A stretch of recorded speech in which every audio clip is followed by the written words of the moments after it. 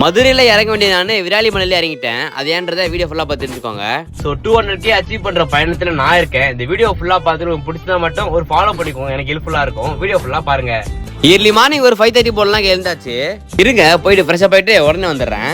குளிச்சுட்டு பக்காவா fresh up ஆயிட்டு பட்டையை போட்டாச்சு. நீங்க எங்க டிராவல் பண்ணாலும் வெல்ட்ரிகான் எடுத்து வச்சுக்கோங்க. பாடி ஹீட் தணிக்கிறதுக்கு ரொம்ப யூஸ்ஃபுல்லா இருக்கும். அதுக்கடுத்து வாட்டர் பாட்டில தண்ணி எடுத்துட்டு குட்டி முருகனுக்கு பாய் சொல்லிட்டு அம்மாக்கும் பாய் சொல்லிட்டு கிளம்பியாச்சு. ஹாய் காய்ஸ், என் பேரு கார்த்திக் என்கிற கார்த்திகேயன். நான் ஒரு பார்ட் டைம் மைக் டிரைவர். இது ஒரு ஒன் வே பிக்கப். ஆனா நம்ம டிராப் பண்றதுக்கு அப்பா வந்துட்டாரு. இயர்லி மார்னிங் கிளம்பும் நல்லா தாங்க இருந்தது. அப்புறம் பார்த்தா நல்லாவே மழை பெய்ய ஆரம்பிச்சிச்சு.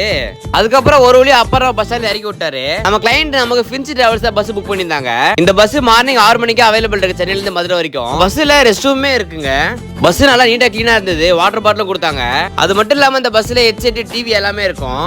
சரி நான் போய் தூங்குறவங்க அப்புறமே பாக்குறேன். ஒரு 3 மணி நேரம் நல்லா தூங்கிட்டேங்க. அதுக்கப்புறம் கொண்டு போன ஃபுட் சாப்பிட ஆரம்பிச்சிட்டேன். இது என்ன டியூட்டின்னு பாத்தீங்கன்னா, நம்ம கிளைண்ட் திருநெல்வேலியில இருந்து மதுரை வரைக்கும் வந்துருவாங்க. அவங்க எல்லாம் மதுரையில இருந்து சென்னை கொண்டு வரது நம்ம வேலை.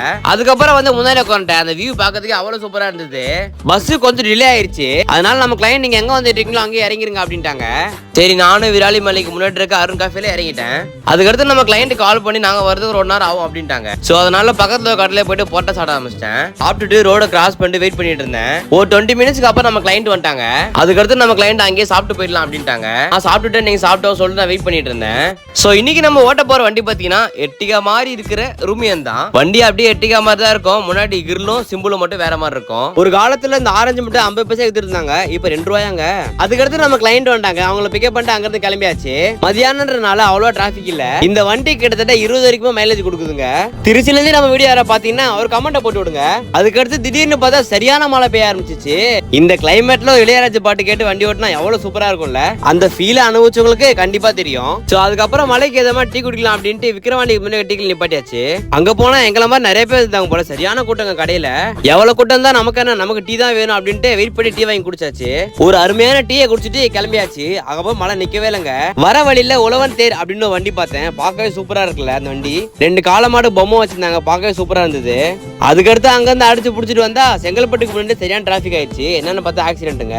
நீங்க டிராவல் பண்ணும்போது கொஞ்சம் கவனமாவே வண்டி ஓட்டுங்க.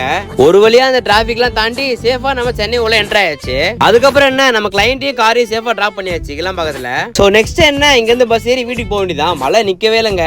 அதுக்கடுத்து நம்ம ஏரியாவுக்கு போற பஸ் வந்துச்சு. அன்டைம்னால பஸ் நல்லாவே கூட்டமா இருந்தது. பட் என்ன பண்றது, வேற பஸ் வர லேட் ஆகும். அதனால ஏரியாச்சு. அதுக்கப்புறம் வீடு கிட்ட வந்தாச்சு. இந்த வீடியோ பிடிச்சிருக்குன்னு நினைக்கிறேன். So tata bye bye, take care. அடுத்த வீடியோல பார்க்கலாம். தேங்க்யூ.